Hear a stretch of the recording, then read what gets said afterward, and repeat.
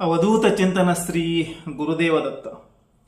ಆತ್ಮೀಯ ವೀಕ್ಷಕರಿಗೆಲ್ಲ ಅತ್ರಿಪುತ್ರ 007 ಯೂಟ್ಯೂಬ್ ಚಾನಲ್ಗೆ ಹಾರ್ದಿಕ ಸ್ವಾಗತವಿದೆ.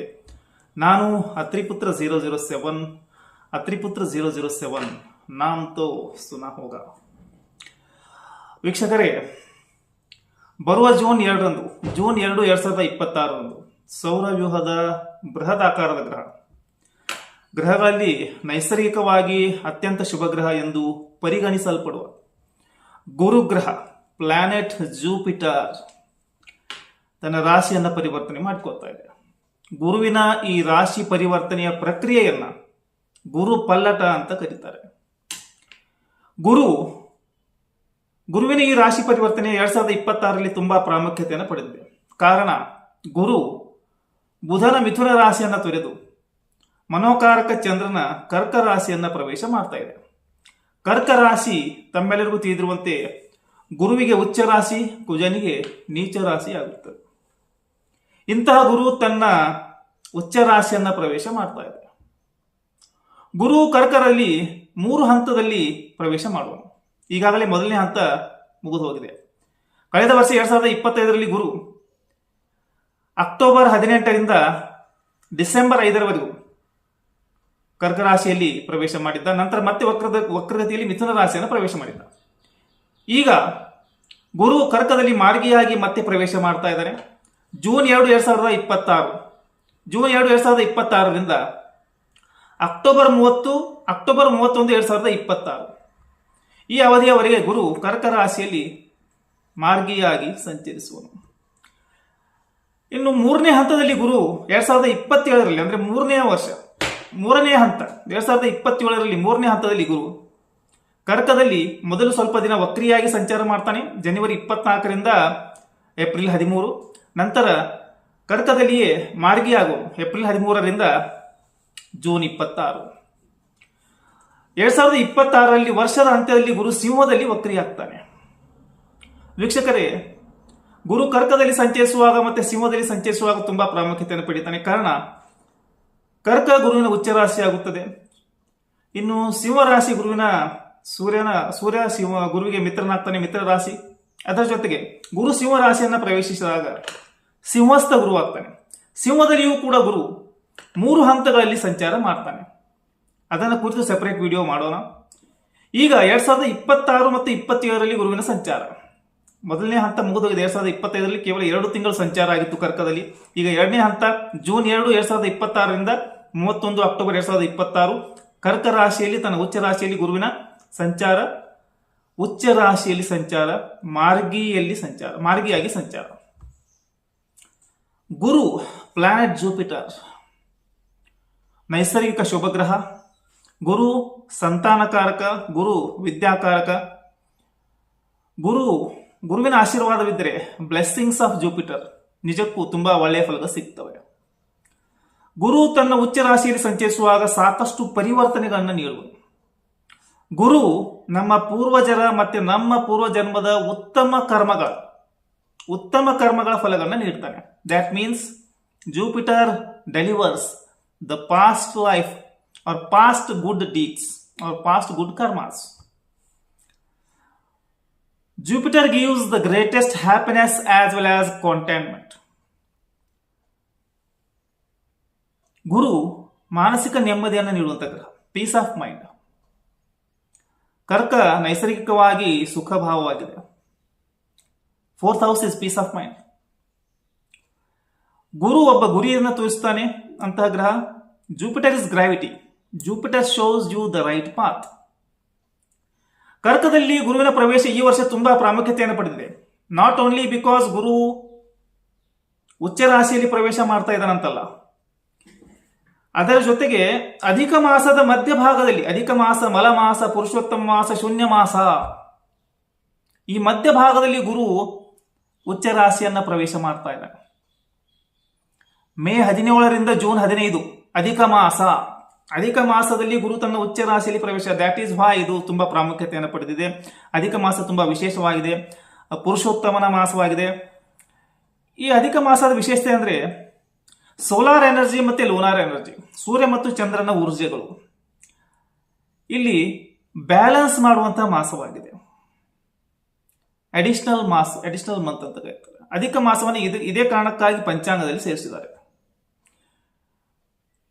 ಇದನ್ನ ಈ ಅಧಿಕ ಮಾಸ ಇದರ ಅರ್ಥ it is realignment process of lunar and solar energy path. ಸೂರ್ಯ ಮತ್ತೆ ಚಂದ್ರನ ಊರ್ಜೆಗಳ ಅವನ್ನು ಬ್ಯಾಲೆನ್ಸ್ ಮಾಡುವಂತಹ ತಿಂಗಳು. ಈ ಗುರು ಕರ್ಕಕ್ಕೆ ಪ್ರವೇಶ ಮಾಡುವಕ್ಕಿಂತ ಮುಂಚೆ ಉಚ್ಚ ಅಭಿಲಾಷಿ ಗ್ರಹನಾಗ್ತಾನೆ. ಆ ಸಮಯದಲ್ಲಿ ತುಂಬಾ ಜನ ಸ್ವಲ್ಪ ಕಷ್ಟಪಡ್ತಾ ಇರ್ತಾರೆ. ಇಂಥವರು they need divine guidance from Jupiter. ಗುರು ಅಂತವರ ಸಮಸ್ಯೆಗಳಿಗೆ ಈಗ ಪರಿಹಾರ ಕೊಡ್ತಾನೆ. ಉಚ್ಚರಲ್ಲಿ ಸಂಚರಿಸಿ ದಾರಿಯನ್ನು ತೋರಿಸ್ತಾನೆ. Jupiter shows a path, right path, ಧರ್ಮ ಕಾರಕ for dharma. Jupiter opens a way, a path, gives you peace and harmony. ಗುರು ಕರ್ಕದಲ್ಲಿ ಪ್ರವೇಶಿಸಿದಾಗ ಕುಜ ಮೇಷದಲ್ಲಿ ಇರ್ತಾನೆ. ಕುಜನ ದೃಷ್ಟಿ ಗುರುವಿನ ಮೇಲೆ ಬರುತ್ತೆ. ಇನ್ನು ಗುರುವಿನ ದೃಷ್ಟಿ ಗುರು ಕರ್ಕದಲ್ಲಿದ್ದಾಗ ಶನಿಯು ಮೀನದಲ್ಲಿರ್ತಾನೆ. ವೀಕ್ಷಕರೇ, ಇಲ್ಲಿ ಗುರುವಿನ ದೃಷ್ಟಿ ಶನಿಗೆ ಬಂದಾಗ ಎಕನಾಮಿಕ್ ಸ್ಟೆಬಿಲಿಟಿ ಬರುತ್ತೆ. ಆರ್ಥಿಕವಾಗಿ ಒಂದು ಉತ್ತಮ ಫಲಗಳು ಸಿಗ್ತವೆ. ಹಾಗಾದ್ರೆ ಬನ್ನಿ, ಇಂಥ ಗುರು ಕರ್ಕ ರಾಶಿಯಲ್ಲಿ ಪ್ರವೇಶ ಮಾಡ್ತಾ ಇದ್ದಾನೆ. ನಿಮ್ಮ ರಾಶಿಗಳಿಗೆ ಗುರುವಿನ ಫಲಗಳು ಇದೆ ಅಂತ ತಿಳ್ಕೊಳ್ಳೋಣ. ಸಾಮಾನ್ಯ ಫಲಗಳು, ಗೋಚಾರ ಆಧಾರಿತ ಫಲಗಳು, ಇನ್ನು ಗುರು ರಾಶಿ ಫಲದ ಫಲಗಳು ಮಾತ್ರ. ಮೊದಲನೇ ಬಾರಿಗೆ ವೀಕ್ಷಣೆ ಮಾಡ್ತಾ ಇದ್ದಾರೆ ಅಂತ ವೀಕ್ಷಕರು ಅತ್ರಿಪುತ್ರ 007 ಯೂಟ್ಯೂಬ್ ಚಾನಲ್ ಸಬ್ಸ್ಕ್ರೈಬ್ ಮಾಡಿ, ವಿಡಿಯೋ ಇಷ್ಟ ಲೈಕ್ ಮಾಡಿ ಮತ್ತು ಶೇರ್ ಮಾಡಿ. ಆಸಕ್ತಿ ಇದ್ದರೂ ಸಬ್ಸ್ಕ್ರೈಬ್ ಮಾಡಬಹುದು. ಬನ್ನಿ ವಿಡಿಯೋ ಆರಂಭಿಸೋಣ. ಅವಧೂತ ಚಿಂತನ ಶ್ರೀ ಗುರುದೇವದತ್ತ. ನಿಮ್ಮದು ಸಿಂಹ ರಾಶಿ, ರಾಜರಾಶಿ, ದ ರಾಯಲ್ ಸೈನ್. ಬರುವ ಜೂನ್ 2ರಂದು ಗುರು ನಿಮ್ಮ ರಾಶಿಗೆ ವ್ಯಯಭಾವವನ್ನು ಪ್ರವೇಶಿಸಲಿದ್ದಾನೆ. ಇದಕ್ಕೂ ಮುಂಚೆ ಮಿಥುನದಲ್ಲಿ ಸಂಚರಿಸುವಾಗ ಸಂಪೂರ್ಣ ಪ್ರಮಾಣದ ಗುರುಬಲವನ್ನು ಪಡೆದುಕೊಂಡಿದ್ದೀರಿ. ಈಗ ಗುರುವಿನ ರಾಶಿ ಪಲ್ಲಟದ ನಂತರ, ಗುರುವಿನ ರಾಶಿ ಪರಿವರ್ತನೆಯ ನಂತರ, ಗುರು ತನ್ನ ಉಚ್ಚ ರಾಶಿ ಕರ್ಕ ರಾಶಿಯನ್ನು ಪ್ರವೇಶಿಸಿದ ನಂತರ ಗುರುಬಲವನ್ನು ಕಳೆದುಕೊಳ್ಳಲಿದ್ದೀರಿ. ಗುರು ಸಿಂಹ ರಾಶಿಗೆ ಸಂಬಂಧಪಟ್ಟಂತೆ ಪಂಚಮಾಧಿಪತಿ ಮತ್ತೆ ರಂಧ್ರಾಧಿಪತಿ ಆಗಿದ್ದಾನೆ. ಪಂಚಮಾಧಿಪತಿಯಾಗಿ ಗುರು ಶುಭಗ್ರಹನಾಗಿದ್ದಾನೆ. ಇದರ ಜೊತೆಗೆ ನೈಸರ್ಗಿಕ ಶುಭಗ್ರಹನಾಗಿದ್ದಾನೆ, ನ್ಯಾಚುರಲ್ ಬೆನಿಫಿಕ್. ರಂಧ್ರಾಧಿಪತಿಯಾಗಿ ಗುರು ಸ್ವಲ್ಪ ಅಶುಭ ಫಲಗಳನ್ನು ನೀಡುತ್ತಾನೆ, ಕಾರಣ ದುಸ್ಥಾನಾಧಿಪತಿ ಆಗುವನು. ಗುರುವಿನ ಸಂಚಾರ ಜೂನ್ 2ರಿಂದ ವ್ಯಯಭಾವದಲ್ಲಿ ಇರಲಿದೆ. ವ್ಯಯಭಾವ, ಹೌಸ್ ಆಫ್ ಲಾಸ್. ಗುರು ಯಾವ ಭಾವದಲ್ಲಿ ಇರ್ತಾನೆ ಆ ಭಾವದ ಕಾರಕತ್ವಗಳನ್ನ ಎಕ್ಸ್ಪ್ಯಾಂಡ್ ಮಾಡ್ತಾನೆ. ಯಾವ ರೀತಿ ರಾಹು ಯಾವ ಭಾವದಲ್ಲಿ ಇರ್ತಾನೆ ಆ ಭಾವನ ಭಂಗ ಆದರೂ ಮಾಡ್ತಾನೆ ಅಥವಾ ಆಂಪ್ಲಿಫೈ ಮಾಡ್ತಾನೆ. ವೀಕ್ಷಕರೇ, ಪಂಚಮಾಧಿಪತಿಯಾಗಿ ವ್ಯಯಭಾವದಲ್ಲಿ, ರಂಧ್ರಾಧಿಪತಿಯಾಗಿ ವ್ಯಯಭಾವದಲ್ಲಿ, ರಂಧ್ರ ಭಾವದ ಅಧಿಪತಿಯಾಗಿ ವ್ಯಯಭಾವದಲ್ಲಿ ಹೋದಾಗ, ಅಂದರೆ ದುಸ್ಥಾನಾಧಿಪತಿಯಾಗಿ ದುಸ್ಥಾನಕ್ಕೆ ಹೋದಾಗ ಅದು ಸರಳ ವಿಪರೀತ ರಾಜಯೋಗ ಆಗುತ್ತೆ. ಮೊದಲು ಸ್ವಲ್ಪ ನಕಾರಾತ್ಮಕ ಇವೆಂಟ್ಗಳು, ಘಟನೆಗಳು ಜರುಗುತ್ತವೆ. ನಂತರ ಶುಭ ಫಲಗಳು ಸಿಗಲು ಆರಂಭ ಆಗ್ತವೆ. ಇದು ಸರಳ ವಿಪರೀತ ರಾಜಯೋಗ. ಗುರು ಸಂಚರಿಸುವ ಭಾವ ಮತ್ತು ಪಾದ ಎರಡನ್ನ ಗಮನಿಸಬೇಕು. ಇದರ ಜೊತೆ ಡಬಲ್ ಟ್ರಾನ್ಸಿಟ್, ಗುರು ಮತ್ತು ಶನಿಯ ಒಂದು ಇಬ್ಬರ ಪ್ರಭಾವವನ್ನು ಗಮನಿಸಬೇಕಾಗುತ್ತೆ. ಶನಿಬಲ ಗುರುಬಲ. ಈಗ ಗುರು ಸಂಚರಿಸುವ ಭಾವ ಚೆನ್ನಾಗಿಲ್ಲ, ಗುರುಬಲವನ್ನು ಕಳೆದುಕೊಂಡಿದ್ದೀರಿ.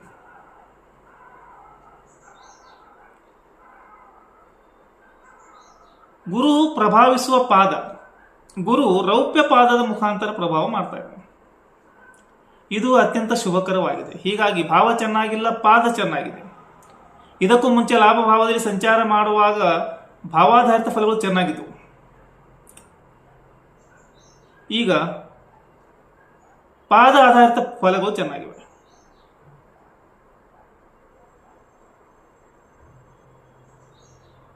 ಹನ್ನೆರಡನೇ ಭಾವದ ಕಾರಕತ್ವಗಳು ಇಲ್ಲಿ ಎಕ್ಸ್ಪ್ಯಾಂಡ್ ಆಗ್ತವೆ. Jupiter brings sudden changes.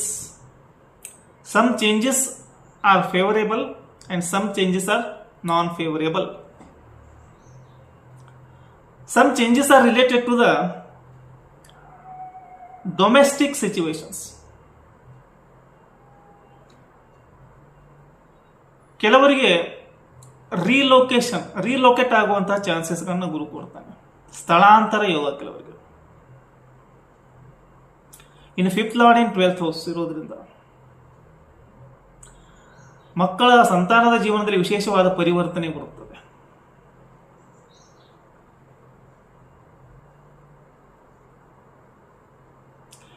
There is a big expansion in home ಮನೆಗೆ ಸಂಬಂಧಪಟ್ಟಂತೆ.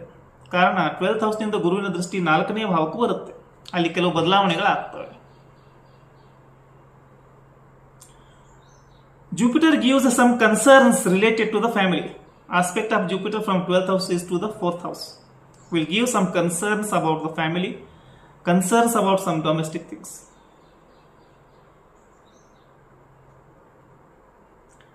8th lord in 12th house ಬಂದಾಗ 12th house is nothing but it is a hospitalization. ಒಂದು ಇನ್ನೊಂದು you have to pay more attention to your health conditions. Chronic health issues irbodu, may be possible. You have to pay the attention. You have to take the seriously. Health conditions seriously ತಗೋಬೇಕು. Because sudden hospitalization is possible. Wrong diagnose ಆಗಬಹುದು.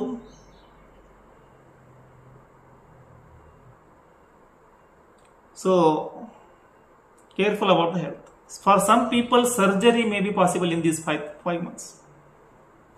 ಕೆಲವರು ಡಾಕ್ಟರ್ನ change ಮಾಡ್ಬೋದು, ಅಥವಾ method of treatment change ಆಗ್ಬೋದು, ಅಥವಾ ಪ್ರಿಸ್ಕ್ರಿಪ್ಷನ್ಸೇ change ಆಗ್ಬೋದು.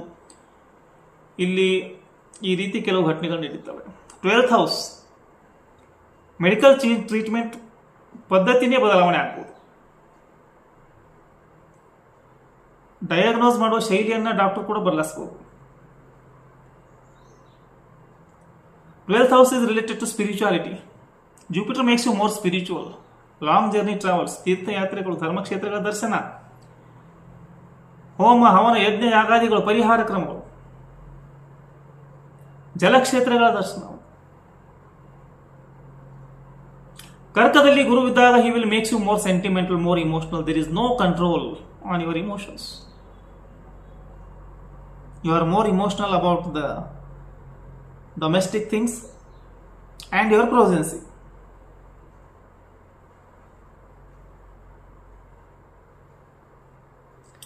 ಇನ್ನೊಂದು, ಗುರು ನಿಮಗೆ ಇನ್ಸೆಕ್ಯೂರಿಟಿ ಕೊಡ್ತಾನೆ. You are feeling very insecure.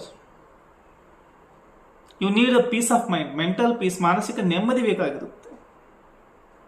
At home and at domestic life ಅದು ಮನೆಯಲ್ಲಿ ಸಿಗಲ್ಲ. ಆಗ Guru 12th house Guru he will make you to make a journey, long journey to the spiritual places. 5th lord in 12th house. Don't make any speculations. ಅದೃಷ್ಟವನ್ನು ನಂಬ್ಕೊಂಡು ಕೂತ್ಕೋಬಾರ್ದು, ಹಾನಿ ಆಗುತ್ತೆ.